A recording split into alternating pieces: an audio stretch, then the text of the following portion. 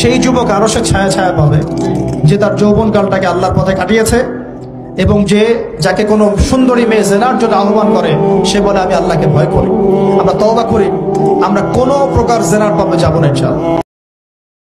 নবী সাল্লাল্লাহু আলাইহি ওয়াসাল্লাম 4 শ্রেণীর মানুষকে অভিশাপ করেছেন। এক শ্রেণী যে সুদ খায়, 2 নাম্বার যে দেয়, 3 নাম্বার যে সাক্ষী থাকে, 4 নাম্বার যে লিখে রাখে। আর আল্লাহ পাক তো ওয়াদা করেছেন নবী সাল্লাল্লাহু আলাইহি ওয়াসাল্লামকে মেরাজের রাতে যে তোমার উম্মতের যে কোনো ব্যক্তি যদি শিরক না করে আমার সামনে হাজির হয় আমি তাকে মাফ করব।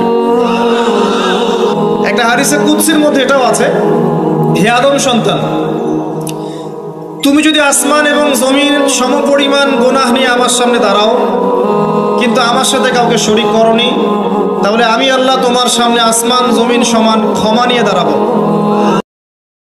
সবচাইতে শ্রেষ্ঠ দোয়া আরাফার দিনের দোয়া।